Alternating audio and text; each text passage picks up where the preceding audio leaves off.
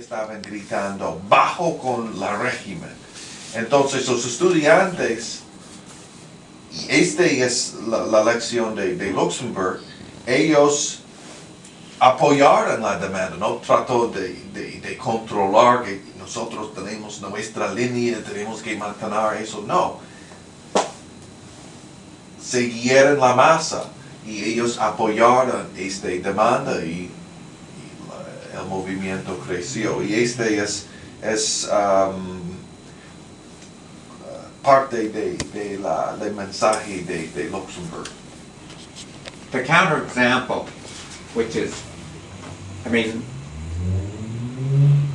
the situation in Wisconsin is very good because it's the first example of mass action in this country in several years.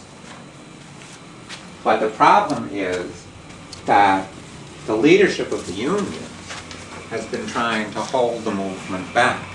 So the movement in Wisconsin started, as I guess everybody knows, when the governor and the legislature threatened to pass a bill that would cut the pensions, the wages, and the medical benefits of all public workers at all levels, and would outlaw basically the union rights of all public workers from the towns up to the state.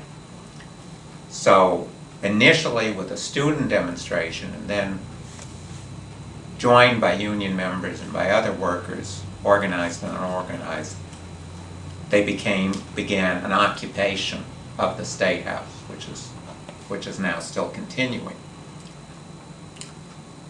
The response of the union leadership was to actually, I mean, if you look at what the demonstrators are demanding by the pictures of their placards, the biggest slogan is simply "kill the bill."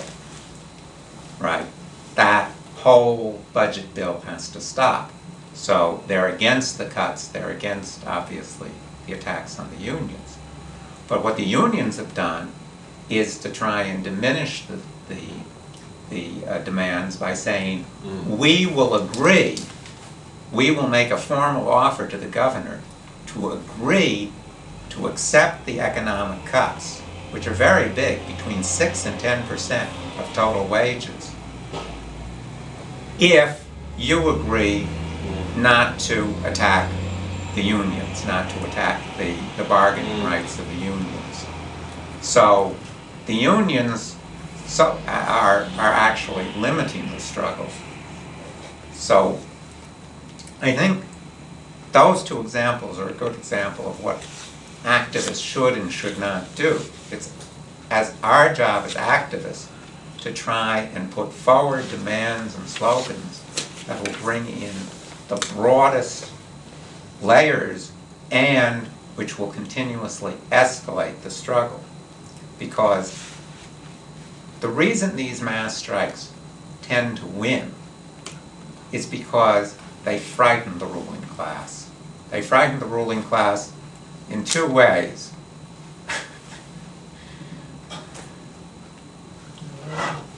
Come on in. Hello. Welcome, traveler. That was easy. Next time, take the train. Come on in.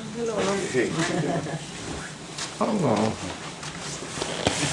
So, we were running late too.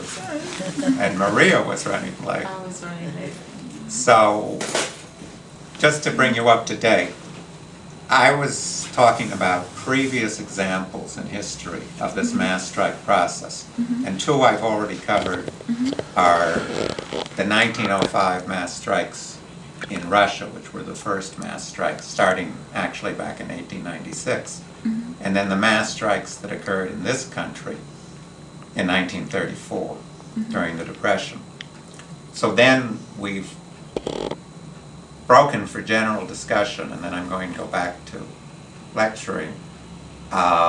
Maria basically asked the question, what do we as activists do relative to this mass strike process? So that's what I was talking about when you came in. Thank you. Sorry, everybody. And For Martin, Jay is providing translation into As Spanish. best I could here. So, Okay. You're doing Él explicó lo que pasó en Egipto